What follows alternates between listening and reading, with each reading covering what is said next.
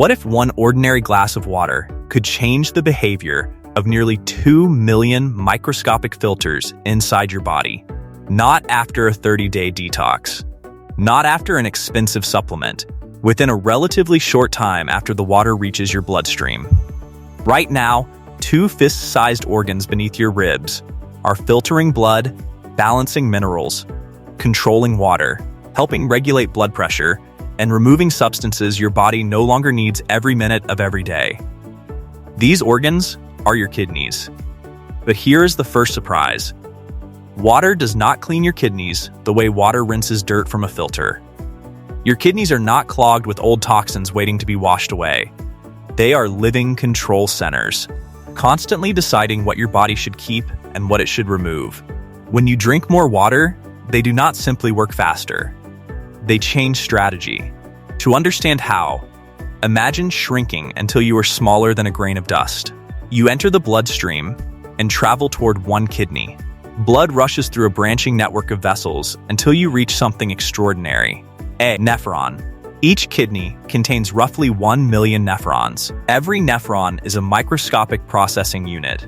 Blood first enters a tiny bundle of capillaries called the glomerulus. Pressure pushes water, salts, glucose, and waste products through a thin filtration barrier, while blood cells and most proteins remain in circulation. The filtered liquid then travels through a twisting tube. Specialized cells return useful substances to the blood, adjust acidity, balance minerals, and decide how much water should stay in the body. It is as if millions of tiny scientists are analyzing every drop. Keep this glucose, return this sodium, remove this acid, save more water, let this waste continue toward the bladder. By the time the process is complete, most of the filtered water and useful material has been reclaimed. What remains becomes urine. The water travels through your digestive system and enters your bloodstream. As your blood becomes slightly more diluted, sensors in the brain detect the change. Deep inside the hypothalamus, your body's water control system begins adjusting a hormone called antidiuretic hormone, ADH, also known as vasopressin. ADH acts like a water-saving signal. When you are dehydrated, AD rises. It tells the kidneys, water is limited. Hold on to as much as possible. In response, microscopic channels in the nephron allow more water to move back into the bloodstream.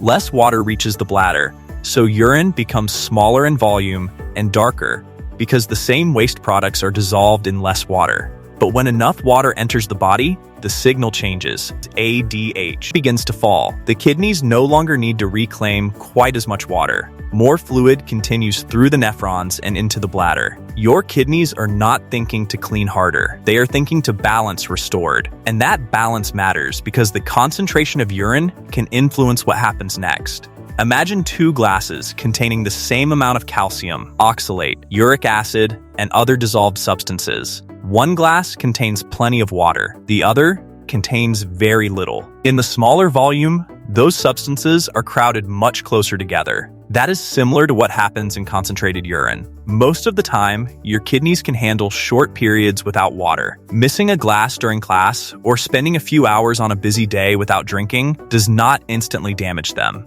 Healthy kidneys are remarkably adaptable. The concern begins when low fluid intake becomes a repeated pattern. When urine stays concentrated, minerals are more likely to meet and form tiny crystals. Many crystals leave the body without being noticed, but sometimes they remain inside the urinary system. More material attaches to them. The crystals grow slowly, layer by layer, until a structure that began under a microscope becomes a kidney stone, and kidney stones can be intensely painful. This is where the strongest medical evidence for drinking more water appears. Higher fluid intake increases urine volume. A larger volume dilutes stone-forming substances, making it harder for many common stones to begin or grow. Think about adding sugar to a glass of water. At first, the sugar dissolves. Keep adding more without adding water, and eventually, crystals begin to appear. Stone formation is more complex, but the basic idea is similar. Research involving people who had previously developed calcium stones found that increasing water intake and urine output reduced the chance of another stone forming. That does not mean water prevents every stone. Genetics, diet, sodium intake, medications, medical conditions, and the type of stone all matter. Water also cannot magically dissolve every stone that already exists. But preventing urine from becoming chronically concentrated is one of the simplest evidence-supported ways to reduce the risk of many recurrent stones. Now comes the question that creates the most confusion online. Can drinking more water repair damaged kidneys? The honest answer is, not usually in the way people imagine. Water does not create new kidneys. It does not automatically replace nephrons that have been destroyed. It does not erase scarring from chronic kidney disease, and it cannot reverse years of injury caused by uncontrolled diabetes or high blood pressure. Scientists have studied a marker called Copeptin, which reflects activity in the vasopressin system. People with higher vasopressin activity sometimes have worse kidney outcomes in observational studies, and drinking more water can lower Copeptin.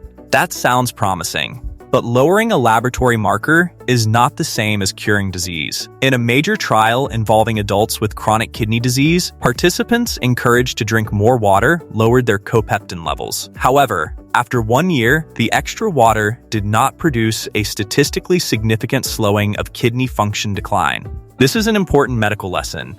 A biological effect is not always the same as a proven clinical benefit. For a healthy person who is dehydrated, replacing lost water supports normal circulation and kidney function. But for someone with established kidney disease, drink more water is not a complete treatment plan. Some patients may even need to limit fluids, especially those with advanced kidney failure, certain heart conditions, or reduced urine output. So, how much water should a healthy person drink? You have probably heard the rule, 8 glasses every day. It is simple, but human bodies are not identical. Fluid needs change with body size, climate, physical activity, diet, illness, and medication use. Water from food also counts. Fruits, vegetables, soups, yogurt, milk, tea, and coffee all contribute to total fluid intake. A practical clue is urine color. Pale yellow often suggests adequate hydration. Darker yellow may indicate that your body is conserving water, but urine color is not a perfect test. Vitamins, foods, and medicines can change it. Your urine also does not need to remain completely clear all day. Constantly forcing water until every bathroom visit looks colorless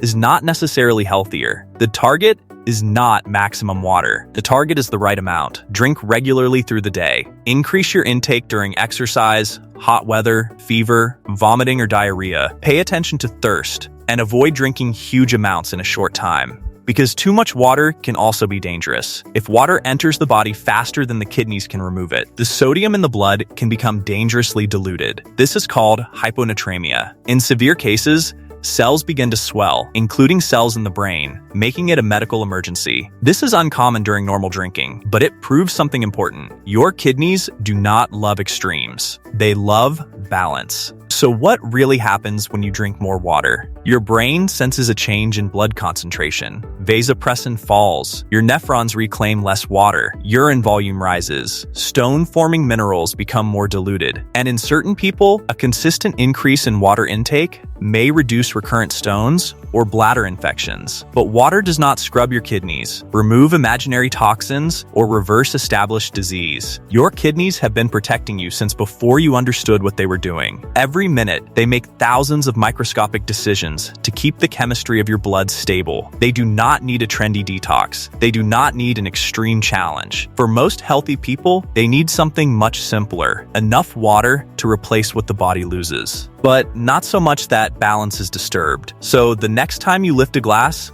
remember this: you are not washing your kidneys. You are giving nearly 2 million microscopic filters the conditions they need to perform one of the most precise balancing acts in the human body. And when it comes to hydration, better health does not come from drinking the most. It comes from drinking the right amount. If this journey inside your kidneys changed the way you think about water, subscribe for more science-backed stories about what is really happening inside your body. Because understanding your body is not only fascinating, it may help you protect it.